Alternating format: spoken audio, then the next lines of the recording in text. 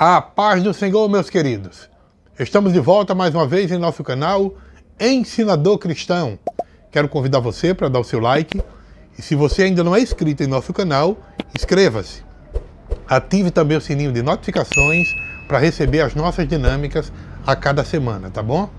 Hoje nós queremos trazer para vocês 4 dinâmicas muito importantes, principalmente para uma temática que nós queremos abordar hoje, que é justamente sobre resistir a esses ataques do diabo contra a igreja, não é? As sutilezas de Satanás contra a igreja de Cristo. E o diabo tem atacado de todas as formas. Em primeiro lugar, ele quer tirar da igreja de Cristo o papel de ter Jesus como Salvador e como Senhor. Senhor da vida de cada um de nós. Segundo, ele quer tentar conscientizar as pessoas de não ter a Bíblia como guia de suas vidas, como o livro base para orientar as pessoas para o céu.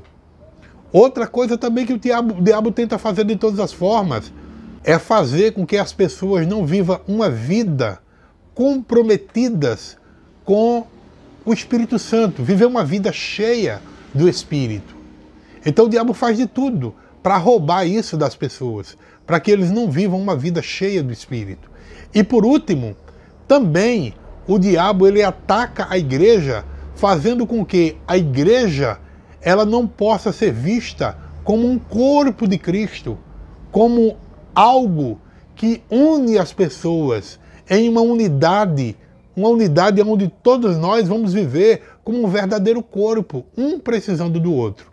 Então nós vamos começar essa primeira dinâmica justamente refletindo sobre este Cristo como Salvador e como Senhor. E para isso você precisa fazer dois papéis, né? Ou 2 tirinhas de papéis com o nome Salvador e a outra com o nome Senhor, tá? Então a primeira coisa que você vai discutir com seus alunos ou tentar conversar com ele para ver até que ponto eles entendem isso, é o que é que eles entendem Jesus ser Salvador e depois você discutir com a palavra Senhor. Por que, gente? Isso é importante.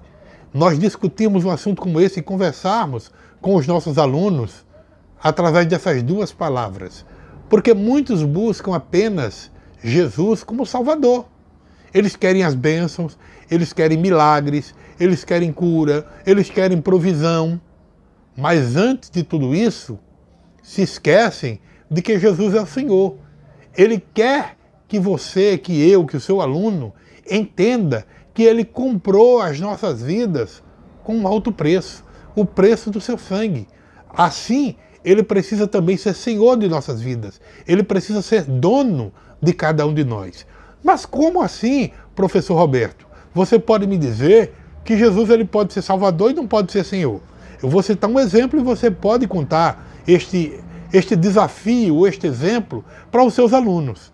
Se algum aluno estiver questionando, como é que pode ser isso? Aí você pergunta, me diga uma coisa, chama o aluno.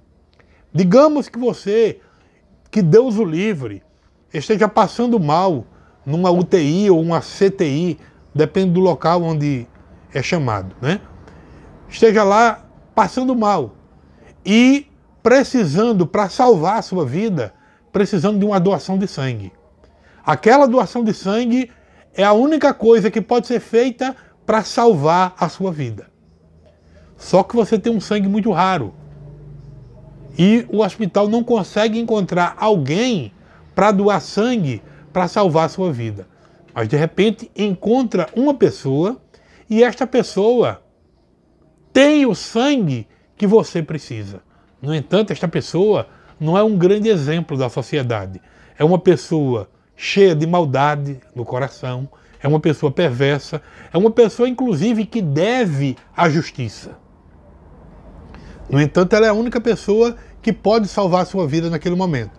E o hospital faz um exame com aquela pessoa, ele tem um sangue muito bom, né?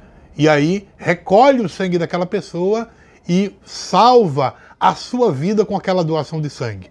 Muito bem. Aquele homem foi um salvador de sua vida. Mas eu pergunto, A partir do momento que você se recupera, sai dali, aquele homem vai ser senhor da sua vida? É lógico que não, né? Ele lhe salvou, doando sangue, mas ele não vai comandar a sua vida. Ele não vai dar as diretrizes de como você deve viver a sua vida. Agora, quando alguém tem Jesus como Salvador e também Senhor, ou seja, se realmente nós consideramos Jesus como Senhor de nossas vidas, Ele vai também fazer com que esta pessoa viva a sua palavra. Então, o crente que vive Jesus como Salvador e como Senhor, a palavra de Deus vai se fazer vida dentro dele. Então, ele é rei. Ele é quem dá a ordem. E nós simplesmente obedecemos a sua palavra. Então, se nós consideramos Jesus como Senhor de nossas vidas, nós vamos o obedecer. Ele é Senhor não apenas do universo, mas da vida de cada um de nós. Ou pelo menos deve ser, né? Se nós declaramos Jesus pessoalmente como Senhor, né, de nossas vidas, ou sobre nossas vidas, nós vamos mostrar que nós somos uma pessoa controlada pelo Espírito Santo. O seu reconhecimento de senhorio vai determinar tanto o sucesso como a qualidade da minha vida, ou de nossas vidas. Então Deus quer que nós entreguemos a Ele em oração cada um dos nossos relacionamentos. Ele deseja ser Senhor de nossas finanças, do nosso trabalho, do nosso lazer, da nossa vida como um todo. Nós devemos submeter ao senhorio absoluto de Cristo o nosso tempo, o nosso corpo, a nossa mente, a nossa alma, assim como os nossos desejos e os nossos sonhos. Então, quando nós consagramos a nossa vida a Deus como Senhor de nossa vida, nós estamos nos dispondo a responder afetivamente a cada uma das suas instruções ou daquilo que vem dele para nós. A Bíblia diz que a vontade de Deus ela é boa, perfeita e agradável.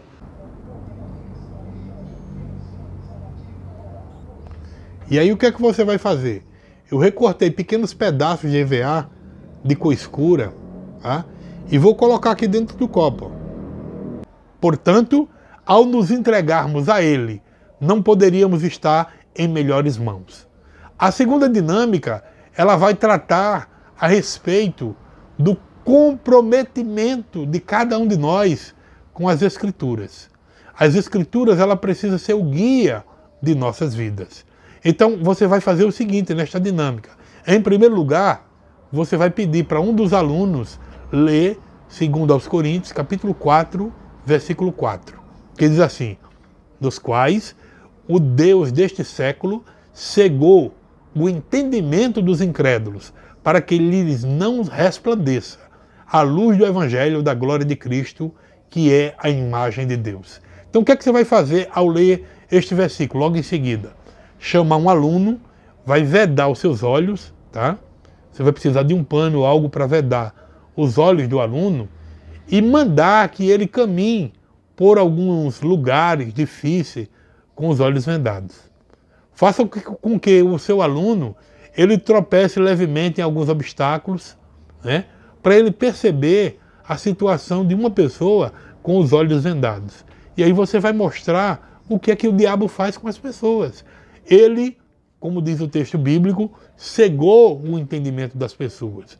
E em seguida, você vai trazer o aluno para aquele mesmo local inicial, vai retirar a venda dos seus olhos e mandar que ele faça o mesmo percurso.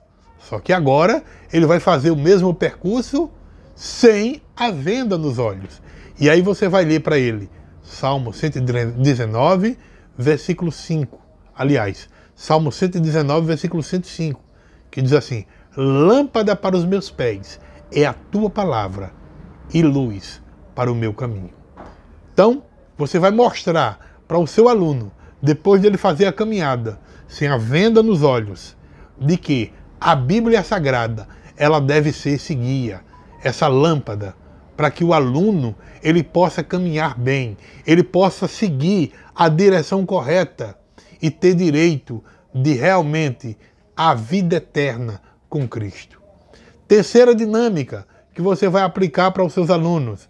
Essa terceira dinâmica, você vai colocar pequenos pedaços de EVA em um copo. Tá aqui o copo. E aí o que é que você vai fazer depois? Né? Você vai mostrar aqui esses EVA que estão dentro do copo recortadinho, vai simbolizar os pecados que tentam permanecer em nossas vidas. Tá? Então isto é o símbolo do pecado que procura permanecer em nossas vidas. Em seguida, o que é que você vai fazer, gente? Vai colocar dentro de uma pequena bandeja, tá? O copo.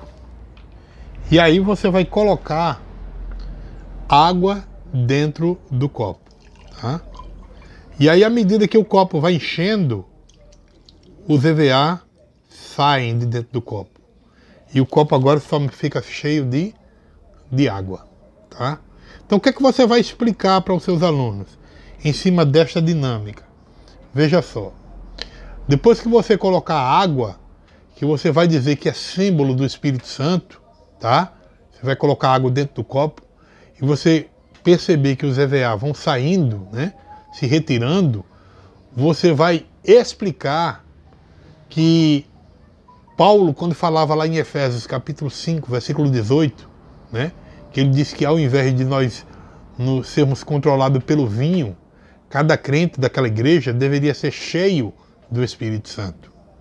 Então, ser cheio do Espírito é ser controlado pelo Espírito, é andar no Espírito, é ser cheio de Deus, é viver uma vida controlada pelo Senhor.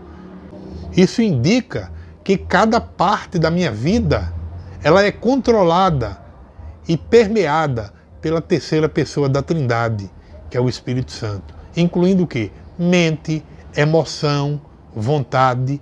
Então, para nós vivermos uma vida de plenitude do Espírito, uma vida cheia do Espírito, nós temos que nos aproximar de Deus em amor, em adoração, na leitura, na meditação diária da palavra, em uma intimidade com Deus, para podermos crescer em Deus e manter uma vida cheia do Espírito. Então, viver cheio do Espírito deve constituir-se um alvo dos mais desejados de cada crente. Uma vida consagrada e vitoriosa. Viver cheio do Espírito é ter condições para crescer, para prosperar, para realizar a obra de Deus e ser fiel até a morte. E por último, gente, você depois que concluir esta dinâmica explicando tudo isso que eu falei para vocês, você agora vai começar a quarta dinâmica. Nesta quarta dinâmica, você vai procurar mostrar para os seus alunos que a igreja também é o corpo de Cristo. E esse corpo de Cristo cada vez mais está sendo atacado pelo diabo. Então chame um aluno, não é? Apresente ele à sala e mostre que este aluno tem um corpo, tá? E este corpo tem várias partes. Cada parte forma uma particularidade de cada um. Então mostre que um dos ataques de Satanás contra a igreja é fazer com que a igreja não viva como um corpo.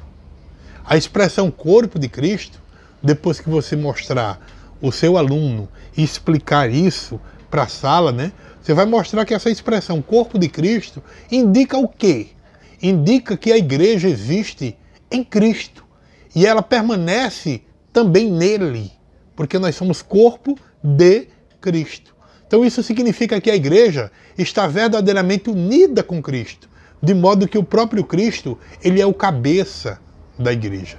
Então a identificação em Cristo e os redimidos, ele é algo tão profundo que cada membro individualmente está incluído nesse corpo em íntima comunhão com ele. Então cada membro individual é parte desse corpo, do corpo de Cristo. Então ele está unido a Cristo e aos demais membros do corpo. Tá? Então perceba que existe essa união.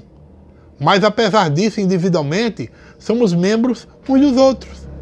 Então essa verdadeira valorização, inclusive, e essas características individuais de cada membro, né, mostra que cada crente recebe um dom específico da parte do Senhor para contribuir com a edificação do corpo como um todo, que é a igreja. Por isso que nós precisamos estar unidos. A igreja como um corpo de Cristo, ela deve funcionar de uma forma perfeita, de uma forma harmoniosa, porque o diabo, com as suas artimanhas, né, com os seus ataques, vai fazer de tudo para tirar esta harmonia perfeita que deve existir em um corpo. Então, espero que essas dinâmicas ela realmente ajudem você na elaboração da sua aula, não somente da elaboração da aula, mas na aplicação da mesma quando você for usar a temática que nós estamos tratando, tá bom? Que Deus te abençoe, em nome de Jesus.